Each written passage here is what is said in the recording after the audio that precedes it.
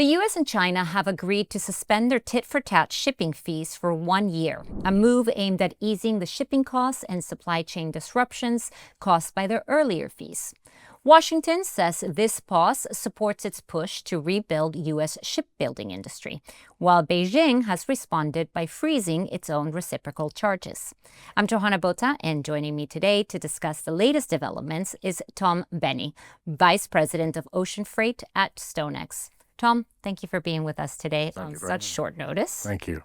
So let's start with the suspension itself. How significant is this move for global shipping, and can a 1-year pause really help ease the uncertainty that has plagued the shipping industry and the freight markets for these last few months? Well, I think it certainly gives the overall shipping players in the market some kind of window to make a plan, because for the last six to 12 months there'd been so much volatility in the market because first of all the US put penalties on Chinese ships, and then the Chinese retaliated and put penalties on US ships, and thankfully that has never really actually been put into practice. Now that as of this morning we got the news that there's going to be the 1-year window, so it helps the players in the industry plan ahead. I think there will be some in the industry who feel quite upset because they have made plans based on what they have been told was going to happen. Yeah. So the container lines took Chinese-built ships out of their programs into the US and reprogrammed them. And so they'll now be able to reprogram them back in again, and that takes time and cost. The dry bulk market was in quite a difficult situation, not knowing what nationality of ships to schedule into either Chinese trades or the US trades. But we seem to have now a sort of a 12-month window where we can plan, and I think that will have some impact on steadying the market. A little of respite. Right. So, like you just said, we saw a lot of volatility during these levy exchanges. Now that both sides appear to be standing down for now, how quickly, if at all, could those costs start to normalize? Right. So the first reaction we've seen in the market today is that the dry bulk market, because the big news is around China buying U.S. agricultural products. Soybeans? Correct, soybeans. So, but the only thing we know so far, the wording is vague, because President Trump said that China would buy a tremendous amount of U.S. agricultural products starting immediately. So the nearby market has gapped up by approximately 5%, 5 to 10%. But nobody really knows exactly when those soybeans will come to the market and when they will get shipped to China and where they will come from, either on the US West Coast or the US Gulf. So right now there's a knee-jerk reaction. Let's make sure that we get ourselves some coverage because this market may zoom up in the nearby.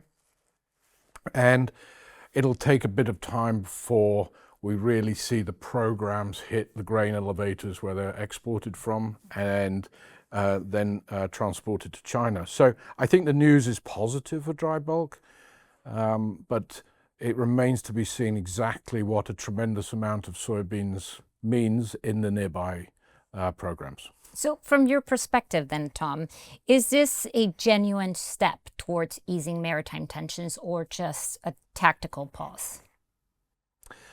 Very difficult to say, but I believe that shipping has now become one of the chips that can be used in an overall trade negotiation. I think what is realized by both sides is that tariffs or penalties just increase the costs for somebody. And normally that's the consumer. It can also impact your own strategies of exports or imports, and therefore even though it's publicly been seen as quite negative, it's actually in reality, once it's been dropped, I think it's a sort of a common sense approach from both sides that this isn't really helping us. So let's continue the trade the way it is, and the U.S. can still go about its goals of helping its own shipping industry. Actually, let's stick with that because the U.S. has been very vocal about reviving its shipbuilding sector with help from Japan and South Korea. How realistic is that ambition, and what would it take for the U.S. to compete with China's scale? So let me be bold, first of all, in saying that I don't think the U.S. will ever compete with China when it comes to shipbuilding. But what it can do, and I think we predicted that this would happen, is that Japan and Korea, allies of the U.S., can help them because they have very well-established shipbuilding yards and industries and financial incentives for people to order ships in Japan and Korea. And I think both governments are now offering a helping hand for the U.S. to build a fleet of ships, if they want, in their yards, and maybe also transfer some of their technology to shipbuilding yards in the U.S. But the costs of building a ship in the U.S. are so significantly more than China, Japan, or South Korea that it may not necessarily be worth it. Most U.S. warships are still built in the U.S., but the merchant fleet, unless it's a very specialized ship, tends to be built in either Korea, Japan, or China. Tom, thank you so much for your time again and for being here on such short notice. And thank you so much to our viewers for watching. For more on why China's shipbuilding dominance raises global concerns, check out one of our previous segments by clicking the link in the description.